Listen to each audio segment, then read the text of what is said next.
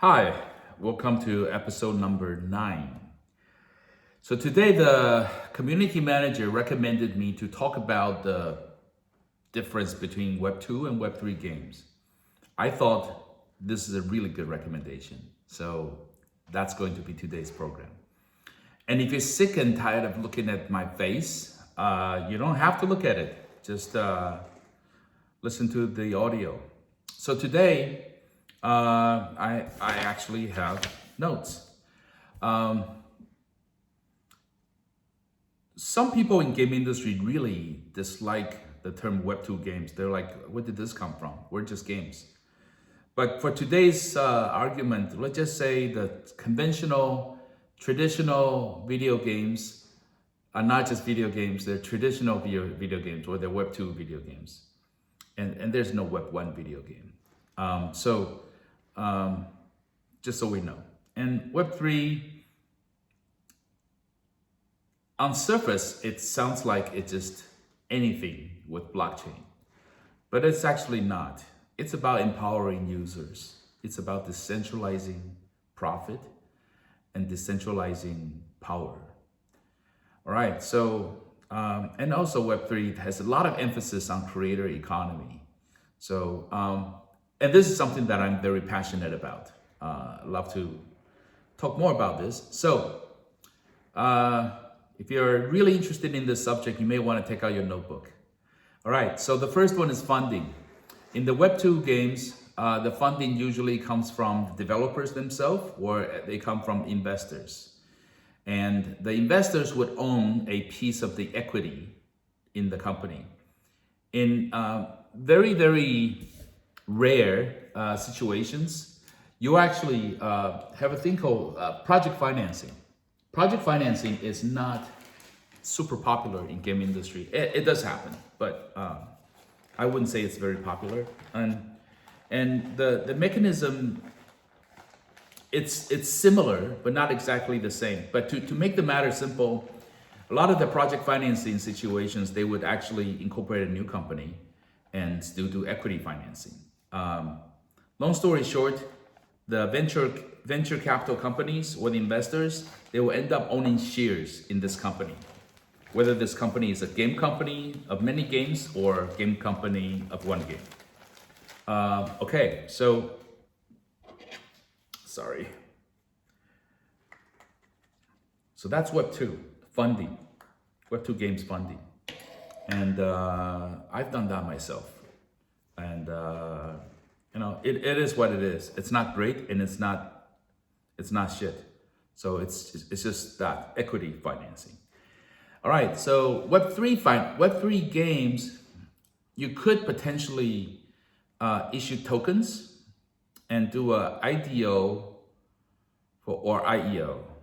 And in case you're not from the crypto space, IDO is initial decentralized exchange offering for DEX, short for DEX. And IEO is initial exchange offering. I'll just throw another in. INO is initial NFT offering. Okay. Now the jargon is out of the way. The Web3 financing, they could do it through token financing. They could make a bunch of tokens, and then they can sell these tokens. And based on what people think of the game or what people think about the project, the token price would go up or down. There's a lot of difference between IDX and IEX, IDO and IEO. I don't think I want to get into that. I would just say IDO is easier, very accessible, and IEO is a lot more work. It's a lot more work. Okay, and then there's another scenario, which is NFT pre-sale. So let's just say IDO and IEO are token offerings. It's easy to understand that way. Token or coin offering. And INO is pre-selling NFT, meaning that the developer or the project is selling NFT before the game is finished. And I've known projects that made a lot of money, 10, $20 million, if not more, before there is a game. And sometimes a year and a half before there is a game. Yeah, I don't have great feelings about that, to be honest with you. And let's make that a separate episode, because today I'm just explaining to you the difference between web2 and web3 games. All right, so that's funding. Okay, let me recap. On web2 game funding, mostly equity financing, and it can take the form of project financing. They do that in movie industry a lot, by the way. And with web3 games, there's IDO, IEO, more or less the same, and then INO. So one is through the sale of pre-selling of tokens and coins, and the INO is through pre-selling of the NFT prior to the game launch. And then if you don't do that, which I think is a better thing to do, I mean for the INO, is to finish the game and then sell the NFT. That's called fair launch. And there's a movement within the space to push for that. Hey, since I made a lot of games in my career, if there's anything I know how to do in life, that is to make games. I know how to make games. I know how to ship them on time, to the best of my abilities. But most of the projects, if not all, I've been able to finish them and ship them. This may sound like nothing. It may sound like I want to have lunch and then I ate lunch. That doesn't sound too hard, but it's not the same in game industry. It is said in game industry, 50% of the games never get finished. Think about that. 50% of the games don't get finished, and this is by people who build games. These are professional game developers who can't finish a project, and it's not always their fault. Sometimes it's because the funding, sometimes because the competitive landscape has shifted, too many lookalike games, a lot of reasons. But the reality is half of them don't get shipped, and even the ones that get shipped are not guaranteed success. So anyway, I spent too much time on funding. Okay, the second one is called, I call it Dao / governance.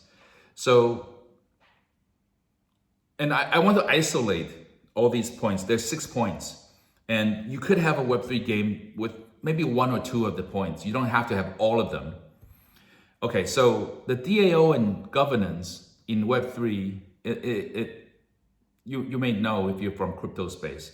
So basically, it just means that the management, the governance of the game is managed by community members. But this is not just any community members. These are the stakeholders or token holders for this project. To simply put, you could form a DAO, decentralized autonomous organization, and you issue tokens, and people can earn tokens with labor or with investment. And certain tokens can have voting rights, and you could decide what are the features for the game, what's the development schedule, how much money you want to spend, what's the art style for the game. So, the options can be limitless, just like as you would be running your own game development company. So I think that's somewhat exciting to a point. So it's a whole subject on democracy. I'm not sure leaving design to a committee or to masses is a great idea. I'm willing to be open-minded. I'm not sure it's a great idea. In game industry, we would call that design by committee, and that's usually not a good thing, because you do need subjective artistic expression. Someone should be the vision holder for the game design. Okay. But I think I like the idea. It's romantic. like you could have a new map and you want the map to be a cyberpunk style, or you want it to be post-apocalyptic style, let's have a vote. So I think that would be a good scenario, like the direction of the content. Or, if you're gonna take a big direction, like I'm gonna sell a sword for $10, and some members may say, and since they're a stakeholder, they may say, no, you're selling it too cheap. You should sell it for $20 or $50. Well, let's have a vote. So, that's that. The Dao governance is a totally separate subject. Again, I'm not an expert. I'll be the first to admit, but I think the idea is romantic, and I like it. I like the idea. Okay, number 3, development and the production of Web3 games. So the biggest difference in terms of technology is that we are using Web3 blockchain technology, and just bear with me. I already declared GameFi is dead, and my reason is because it's been hijacked and by amateurs, and they make games that are not fun. They make games that are not pretty. They make games that are too Ponzi-like. So yeah, I don't want to talk about GameFi anymore. So for Web3 games, just think about it. It needs to be better than Web2 games, right? Otherwise, what kind of innovation is that? So the graphics has to be better, or at least the same. You don't have to innovate with art, with graphics, but it needs to be on par. You can't, put a piece of crap browser game and call it Web3 game. Just call it whatever you want. You can do whatever you want, but I don't think that's what this is about. You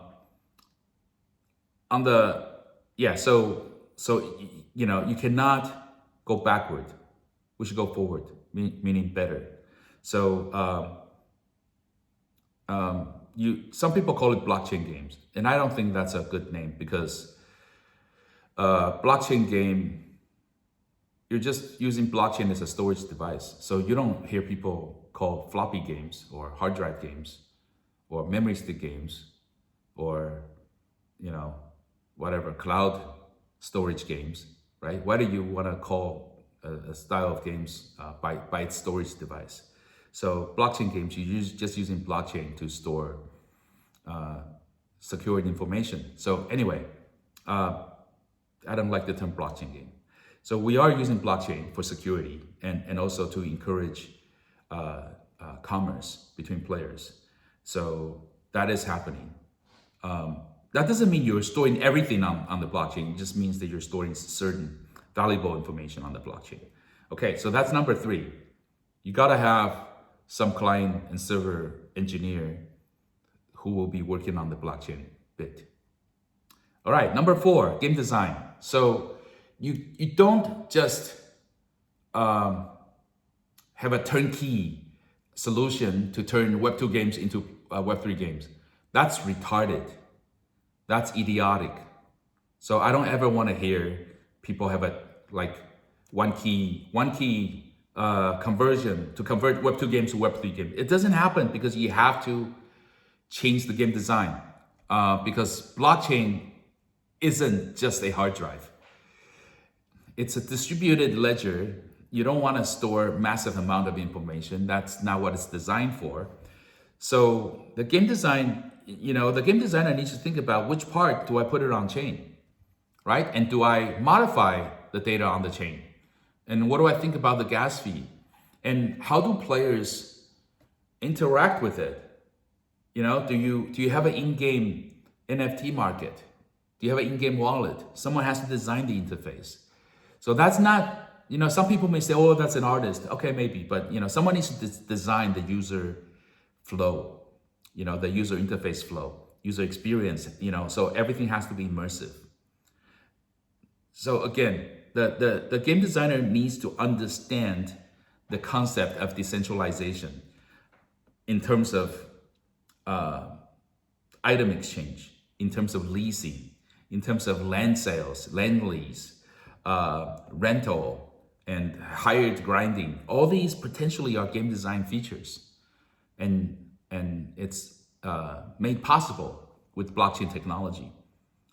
So I'm just scratching the surface here. So that's number 4, game design. Number 5, operations/community management. So I do notice there's a huge difference between traditional Web2 game industries operations and community management. And when we talk about this in game industry, it's about players talk about the gameplay, players showing off their skin and their items and their strategies. You can go to gamefaq.com and see strategies and tricks, tips, and game maps.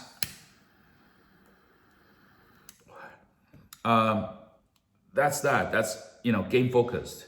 But in the Web3 space, people are used to using Twitter, Discord to, share positive news. And sometimes people go there to complain. And so that venue is different. And, some of them are not game players. Some of them are investors. In fact, primarily in the crypto space, most of them are investors. And some of them are gamers. And, I think I'm learning as I go. I think we need to pull them apart a little. We need to have different channels. Right now, my channels are in different languages, but in the future, we should have game channels, we should have investor channels, and maybe investors for different games. But yeah, the operations are different. I'll just say that, it's different.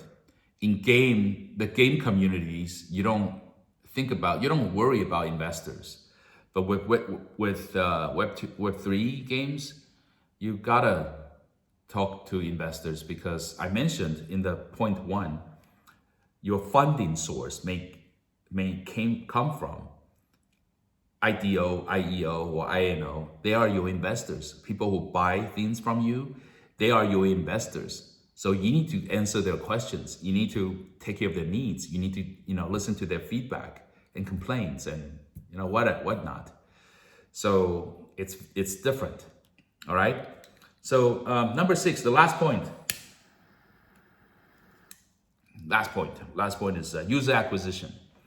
User acquisition in the Web2 space is under the big umbrella of marketing. And what does marketing do for video games? It's to promote the game, but to do what?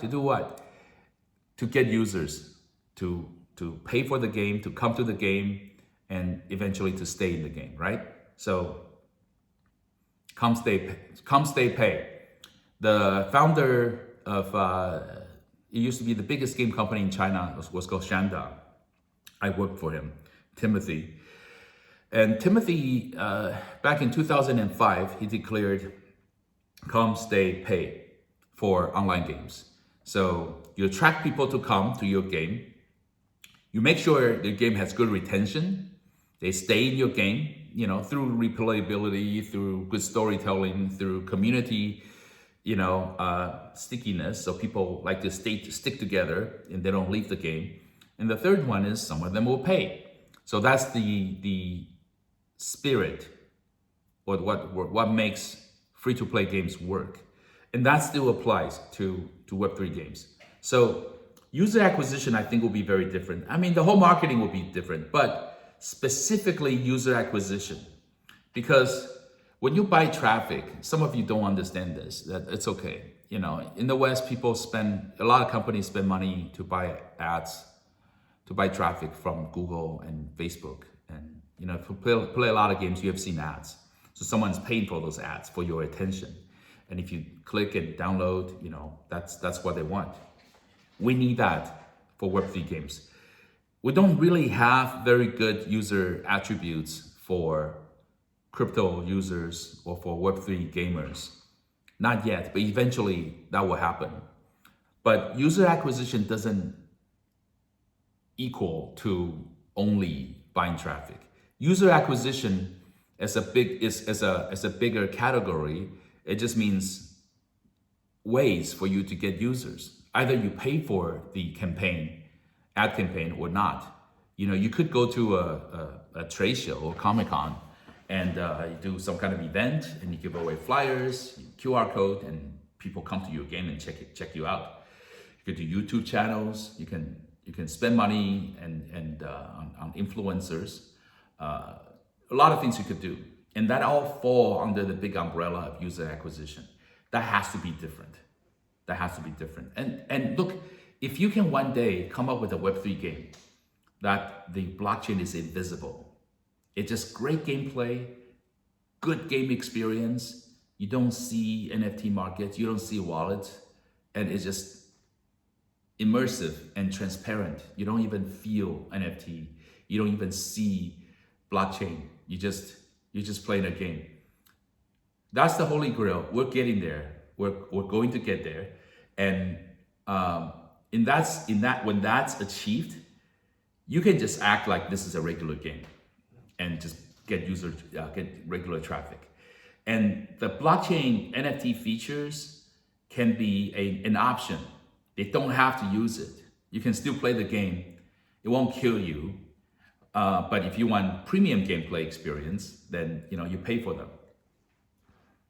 I hope I make a good introduction to Web2 and Web3 differences. Today is a longer video, and this is a good subject. I hope you learned something today, and leave comments and give me any feedback, what other subjects you would like me to talk about, and I will do my best. Thank you.